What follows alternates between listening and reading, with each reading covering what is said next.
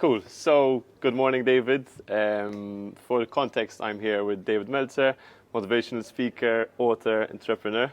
How's your stay in Malta been so far? Incredible. I've had so many people, especially with junior achievement from Malta. It's such an entrepreneurial place. But the history here intrigues me immensely. I study history all the time because human nature never changes. And Malta has a history that is so deep and rich and long that you see trends of human nature from the wars to Einstein to so many different things that will allow me to help other people understand to find what people like and don't like. Cool, cool. So I'm going to take it back and give you context to why we're here. So a few years ago, you might not remember, but I messaged you. It was just the start of my startup journey around 4 years ago. And we had spoken, you had shared some really good advice. Since then, a lot has changed. So in the 4 years now, we are one of the more established brands on the island. And what I'm going to right now is essentially detaching more and more from the startup and giving myself space for relationships, for different things and exploring new things. At the beginning, you know how it is. Your business takes a hit, you take a hit, and it's just very up and down. So what was your journey of detaching your emotional side to the business, and how has that impacted your career, your life, your relationships? Well, my entire emotional attachment was the money. Okay. And so obviously money plays a big part of business. I wanted to be rich to buy my mom a house, to buy my mom a car. And so if my bank account went up $100, I would be excited. If it went down 100, I'd be disappointed, even when I was worth over $100 million. Crazy. My relationship with money was I identified with how much money I made. Exactly. So businesses that I had were the vehicles to making the money, but the money itself is what I identified with. So when the business went down, my money went down. So I had two things to worry about on top of what you normally worry about or you are anxious about in life. And so by losing everything, I lost over $100 million and went bankrupt, which we could talk about later. I learned to attach my emotions to my day by learning from the past and aligning the lessons with where I want to be in the future or better, and changing my own self-image, notating that I know one thing about self-image. You will never overachieve your own self-image. And so if your self-image is attached, your emotions are attached to something that you don't have control over, like your business, like your bank account, you're in big trouble. You're in big trouble. And what was that like turning period for you? What triggered it, and was the painful year, 2 years of having that realization, which maybe people have at different times in their life? And then what did you do after having the realization? Was it therapy? Was it discussing with people? What was it? Well, for me, my basement hit 2 years before I lost everything. I sat after my wife told me she was unhappy and leaving me, and I sat in bed the next morning full of hate. I hated my mom, I hated my dad, I hated my best friend, and I hated my wife. But I felt everyone else loved me. And I thought to myself, what's going on here? I love all these people, but they don't really love me. And the people that really love me, I hate. Why is that? Because they told me the truth. And the truth vibrates the fastest. And on that day, two things my wife told me after she said she was leaving me, she said, you better take stock in who you were and what you want to become, or you're going to end up dead.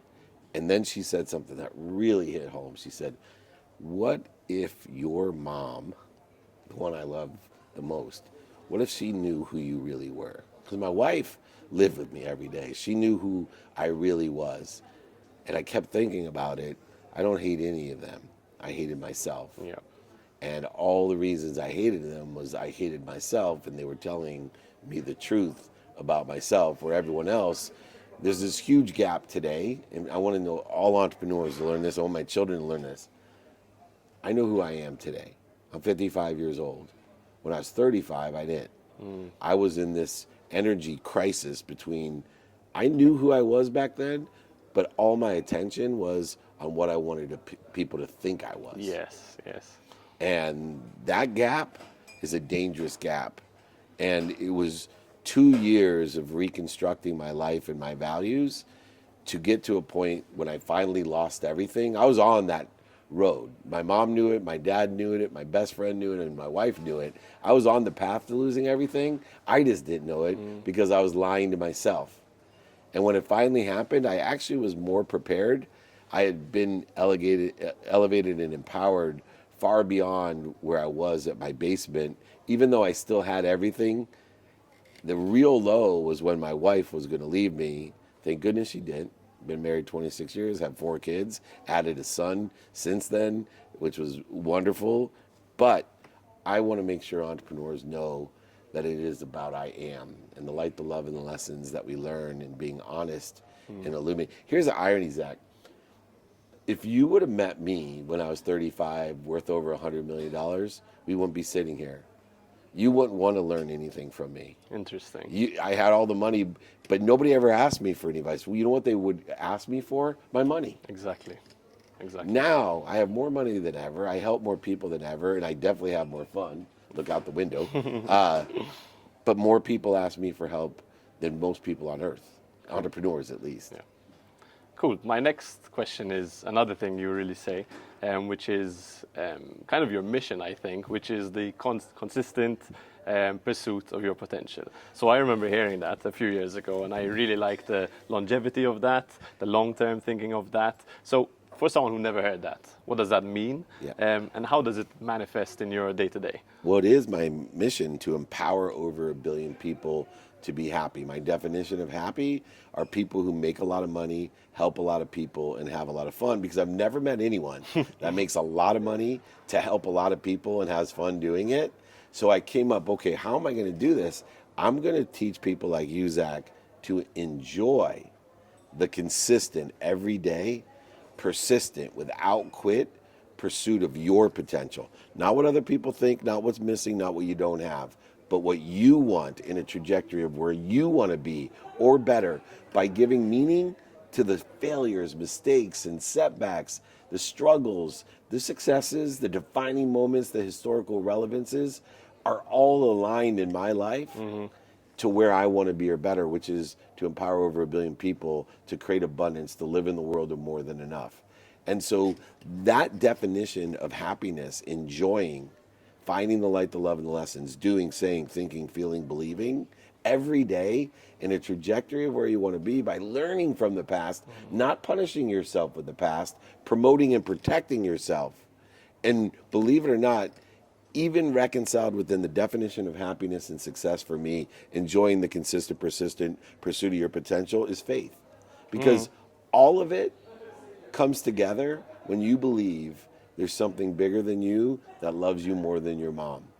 See, in that belief, and you said it's a long, when you first heard it, you're like, that's a really long look at life.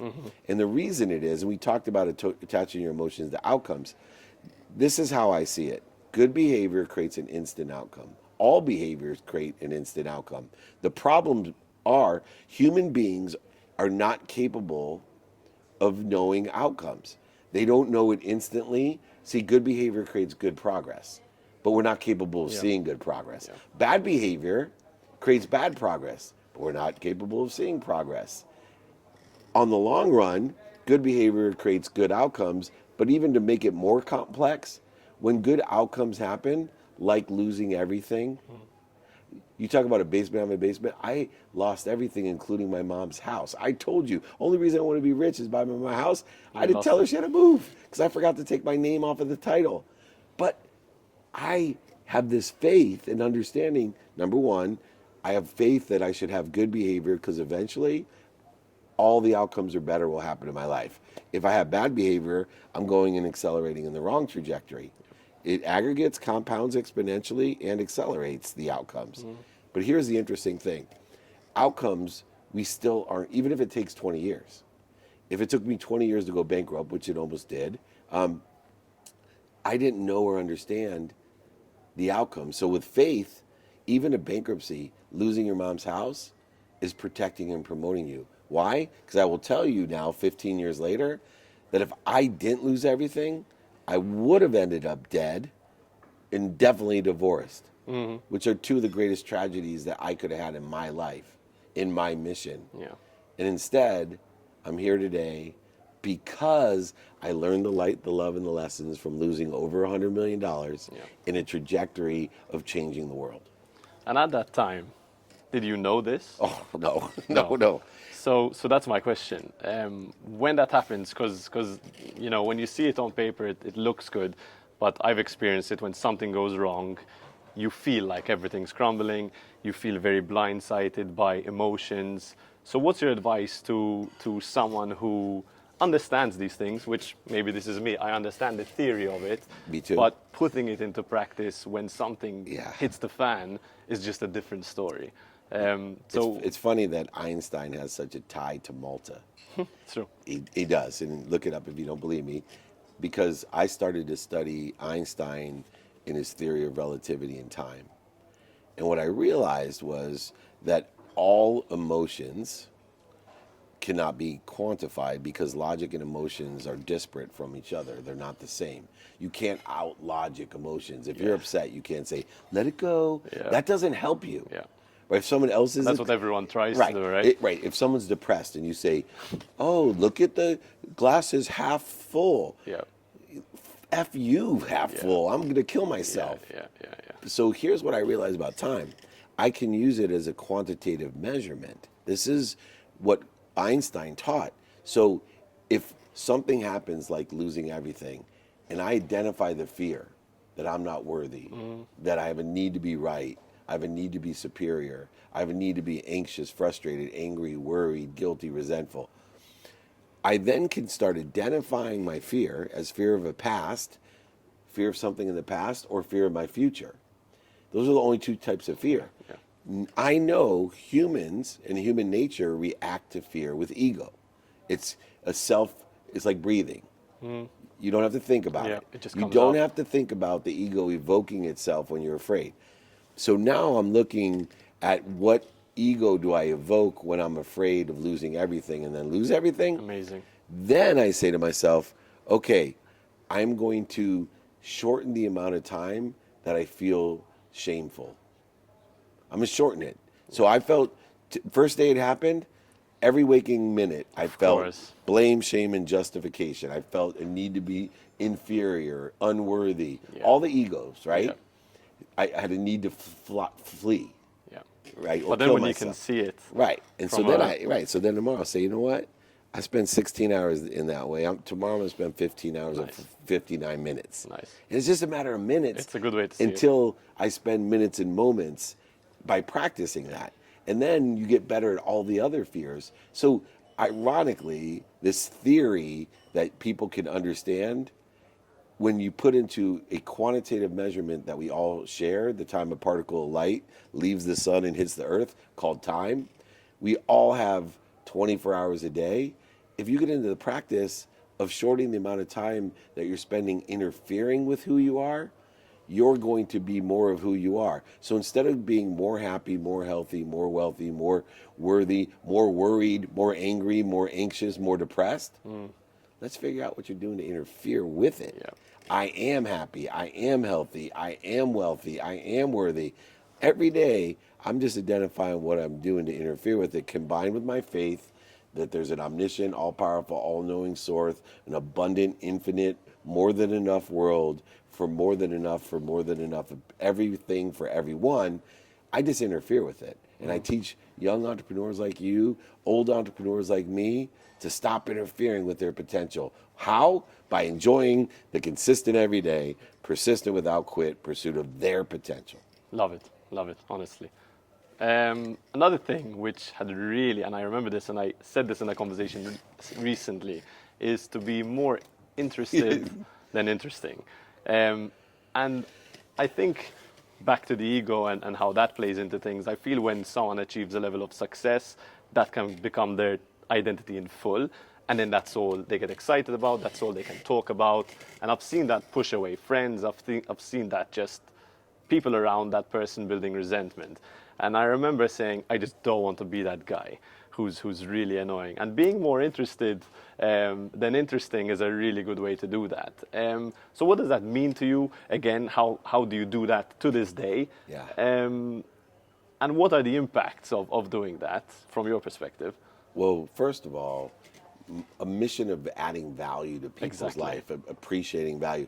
There's only two ways to add value to people's life. There's so many sales out there. I've actually created a new 5 to Thrive sales system that I give for free. So anyone out there at David Meltzer or David at D Meltzer, I'll send you this 5 to Thrive system. Here's what it is. It's based off of being more interested than interesting. Only 2 ways to provide value to people. Give them more of what they like, or take away some or all of what they don't like. If I give you more of what you like, it's value. Yep. If I take away some or all of what you don't like, it's value. Yep. So then, in order to find out how to provide value to you, I need to know what you like and don't like about the subject matter that I want to help you with, or you need help with. And so I created this open question guide to open minds, because today you and I would have never met before but for technology. And now we have the whole world is our total addressable community of people that want to help each other, know people that can help each other. In order to help each other, we need to know what we like and what we don't like. We're going to build a community of people that help each other and know people who help each other, because for a lifetime, Zach and David, we're going to buy from each other and sell for each other. Our ideas, our content, if we ever have product solutions, services, books, free guide, whatever it is, we're going to sell for each other and from each other. And in order to do so, we have to be more interested. You got to ask people, hey, what are you doing today for your podcast? What do you like about it, Zach? What don't you like about it, Zach? Would it help you if I distribute it through all the millions of followers I have on my TikTok, Instagram, LinkedIn, FaceTime, Facebook, Instagram Reels, Facebook fan page, whatever it is. And then I can ask you as well, as I provide value by being more interested. Do you know anyone that can help me? And all of a sudden, bigger total addressable community of 7.6 billion people around the world. And now we have this community that started with, like Noah's Ark, 2 people who helped each other, and then they go get 2 people to help each other, and then 4 people, then 8, then 16, instead of one by one trying to be more interesting by saying, hey, I win Variety Magazine, Sports Entertainment, the El Silent Medal of Honor, I got 6 TV shows, 5 podcasts in this, me. Yeah. We see this through content. I mean, we built our whole platform by giving value and identifying what that value is. And that comes with even like killing your ego a bit by having the ability to ask that question and being ready for the answer to break the identity of what you think is right or wrong, right? So being curious, I think, just has so many advantages in content, in sales, in relationships, in everything you do. So I really like that. I'm going to jump back to what you were saying about the hating your brother, hating your mother, and what led you to the point of the bankruptcy in the context of insecurities. So we know insecurities drive most of our decisions, so does our ego. Looking at your childhood and looking back at your early days, what were the things that molded you in a way that led that to happen? And then you obviously made a U-turn, but what were those early moments, if you can define them? I can, very clearly. So number one, I thought money would buy me love and happiness, because the only time I wasn't loved or happy was when I was short on money. 2, I thought that humility came from giving. And I thought the more you give, the more you receive, which is true, but somebody didn't teach me the first part of it, which is the more you receive, the more you can give, the more you give, the more you receive. Small detail, important. Small detail, but very few people talk about that detail, which is one of my mottos. Make a lot of money to help a lot. It's not help a lot of people to make a lot of money. It doesn't work that way. It's make a lot of money, help a lot of people, have a lot of fun. The more money you make, the more people you help, the more money will come back to you. But they forget that first part. And so that nuance led me to this idea of humility. And humility was something that had to be learned. You talked about this before. So there's the radical humility of knowing I don't know what I don't know. I don't know what I don't know. The more I know, it's not the less I know, it's the more I know, the more I learn there's more to know. Yep, exactly. And that's another nuance that people say, oh, you know, the more I know, no, the more you know more. But by knowing more, there's more to know. Exactly. Because, you know, if you learn to love what you do, it tells you all its secrets. Well, you don't learn to love what you do without knowing what you're doing by doing it consistently and persistently. So for me, understanding humility, the ignorant humility of I don't know, but then came the arrogant humility. I don't know what I don't know, but I'm afraid to ask for help. And I'm afraid to let other people know that I don't know. Even though they know I don't know.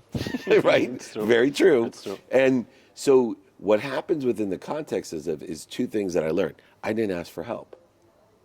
And so even though I had $100 million, I had a $40 million line of credit. And that got changed to a $1 million line of credit because I didn't know what I don't know. I didn't ask anyone for help. I didn't know that banks could do that. I didn't know banks could go under. And when you are extremely successful with extremely successful projects, which I had, your life becomes very difficult when you're running a $40 million line and it gets narrowed down to a $1 million line and they can call money on you and the person that you were at the bank with for 10 years isn't there anymore, so he doesn't have to talk to you. Yep. Your personal bank, your personal relationship. Of course not. Number one young millionaire, Dave Meltzer, you know, sucking in my ego every time I walked in. Oh, one champagne, Mr. Meltzer. Come into the private. Everyone's in line over there, Mr. Meltzer. Yeah, F you, Mr. True. Meltzer. We just true. took $39 million of your line. Now go ahead and feed those successful businesses the way you need to. Yeah. And you're in a lawsuit. Impossible. So you need extra cash. So here's the interesting lesson beyond the best advice I can give everyone. 18, 28, 38, 40. I'll be giving you this lesson 20 years from now when I'm still in Malta visiting you and you own that palace over there. Nice. I'll be saying, you know, Zach, the best piece of advice I can give you, ask for help. It's true. Be radical. I think most entrepreneurs have that issue. And Let me give one more nuance, though. I apologize. No, go ahead. The newest lesson I learned about humility, because I'm a parent, 4 kids. So I'm on social media like you. Yeah. I thought arrogant humility, these ignorant, arrogant people were the haters. The ones who are like, you're fat, you stole gratitude from Gary Vee, like just stupid stuff, right? And here's the funny thing, even some of the stupid stuff, Zach, hurts my feelings. Of course, same. I'm 55. Same, I'm 55. Still some of the stupid stuff. But here's what I've learned. The most dangerous, ignorant, arrogant people are the people that love us the most. Our parents, our friends. And I'll tell you why. Because if someone really loves you, they're more afraid for you than you are for yourself. So when they help you or give you advice, it's based off of fear. Be a lawyer. Yep. Why? Yep. Because it's a stable job. Of course. You got to quit being an entrepreneur. I told you that wasn't going to work. They're not saying that because they hate you. Of course. Or they're stupid like the person that calls you, you stole gratitude. Yeah. They're afraid more for you. I'm a parent. Yeah. I know this. I still have to fight giving my kids bad advice that's based off of fear. Right? Or off of something that I want for them. It's our nature. It is. It's our nature. So I think this idea of humility through the longevity of my journey, understanding I don't know what I don't know, and I'm afraid to tell people I don't know what I don't know, even though they know I don't know what I don't know, whether they're ignorant, humble people or ignorant, arrogant people, is the key to always asking for help, which is another form of being more interested. Yep. Because remember, 2 questions that prove you're more interested than interesting. Would it help you if? Because now I know what you like or don't like. Or do you know anyone that could help me? Now you know what I like or don't like. Exactly. On the humility part, I'm sure kids have helped in that journey. So how have having kids changed your life? What have you learned? And what are the lessons that you teach them, apart from what you've told us today? Yeah, well, first, the biggest lesson is about fear. And it relates back to learning about ignorant arrogance. Because no matter what you say, that's your greatest fear. Anything, and it causes problems for your kids because if you have stuff like, my mom was afraid for me, but she didn't have anything to give or take. It's different. This love. So it's just understanding humility and arrogance and being afraid, because there'll be no greater fear in your life. Now, how do I empower my children to reduce the fear by using time to reduce it is that there's two different things that I tell them. One, every day are the three things my dad never told me. I tell my kids every day. I love you, I'm proud of you, and I always have your back. Every day, my kids, I pound it in them. They give me a minimum amount of time every day, and the first thing is, and the last thing is, I tell them is, hey, before we start, I just got off with my daughter who's 22. I just want to remind you, I love you, I'm proud of you, and I always have your back. So It's very powerful. Get choked up because my dad never said that. Now, people ask me the lessons I teach my kids. This was the antidote to the arrogant ignorance, the fear of being a dad. I expect three things from my kids, no matter what they do. No matter what they study, what sports they play, what grades they get, I have three questions for them every day. Did you do your best on that Spanish test? What did you learn? And did you have fun doing it? So even a Spanish test, and my 13-year-old son rolls his eyes like, Dad. How could I enjoy that? Yeah, exactly. And then I tell him the trash story.